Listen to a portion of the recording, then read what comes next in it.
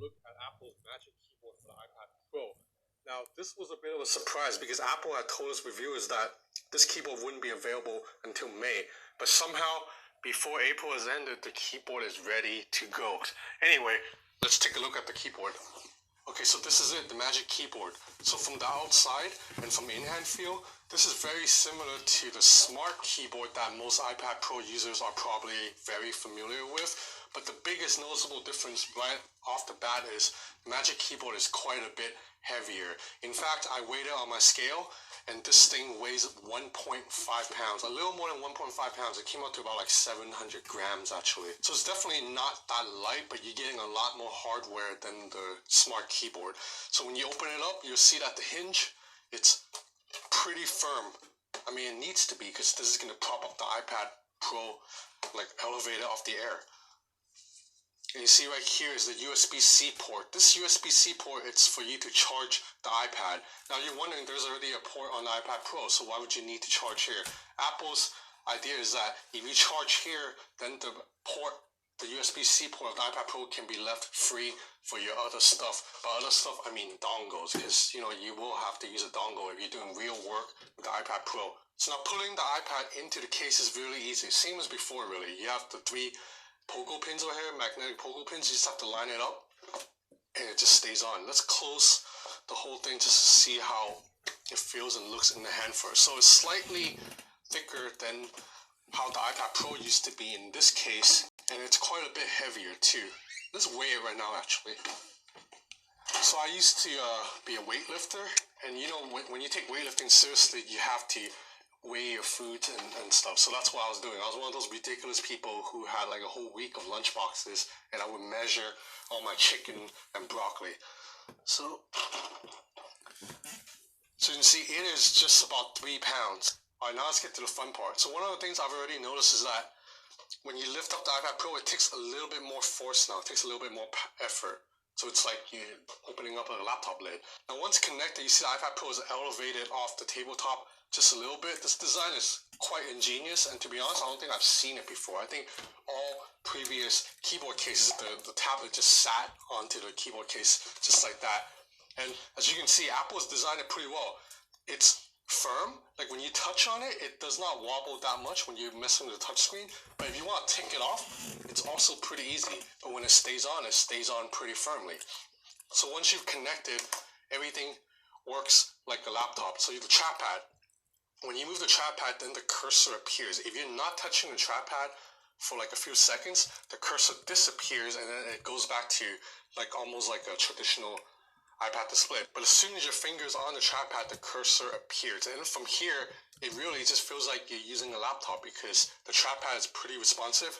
Even though it's quite small, Apple has fine-tuned it that I can move around pretty easily, and the cursor actually snaps into place when you're close to an icon or a button. So it helps a little bit with just getting to the area that you want to get to.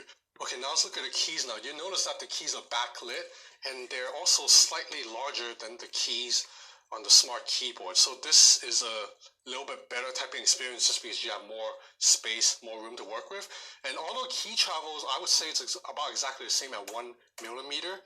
Like, I like the key travel on this quite well too. So both of these give me pretty good travel.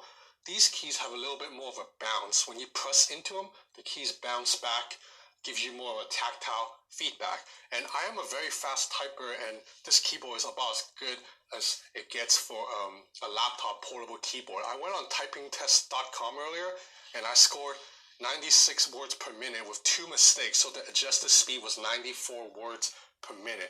That's pretty good, although my peak speed with a real keyboard like on a desktop is actually 103, 104, so slightly slower than my peak speed, but this is really good. Now the trackpad supports all the gestures that you might be used to from using a Mac. You swipe up with 3 fingers to exit out an app to go back home. You can switch between apps with 3 fingers.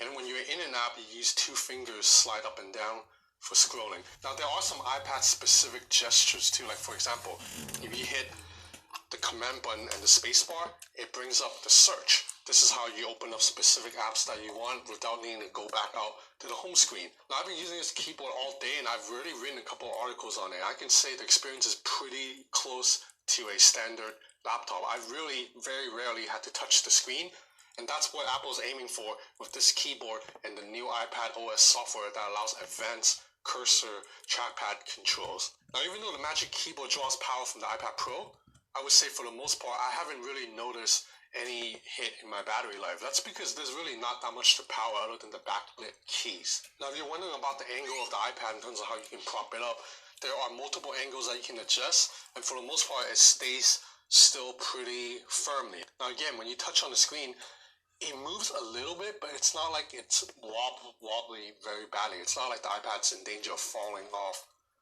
So I would say this is a pretty well-built design. Anyway, so that about wraps it up for my first look at the Magic Keyboard. Now, personally, I like this a lot, but I know what some of you guys are going to say. This is too damn expensive because Apple is selling this Magic Keyboard, the 12.9-inch version that I'm using here, for $350 US, and then the smaller 11-inch version goes for $300. And some of you guys are going to say, you can get a whole Windows tablet with a keyboard for $350, and you'd be right. But to be honest, if you are using a tablet as your real work machine to do video editing and do illustrations, graphic works, the iPad Pro is just so much better than any of the Windows and Android tablet from Samsung, Microsoft, or Huawei right now. And I'm not just saying this because I'm an Apple fanboy, because I'm not an Apple fanboy. I use an Android phone like 90% of the time because I like Android overall more than iOS in terms of my smartphone. But on desktop computing, to do real work, to edit videos, edit photos, the iPad Pro is just so much more fluid, so much faster, and more powerful than any Android tablet I've tested. So I think for people like that, or for people who are already invested in the iPad Pro ecosystem, they will probably buy this in a heartbeat without issues. Now, if you really cannot stomach the price, there are probably going to be third-party options, that probably steals this design maybe in a few months, so you can wait for that. But if you want the official Apple package, it's not cheap, but I think a lot of people will shell out the money for it. Anyway, so that's about it. Once again, stay healthy, stay safe, and if you're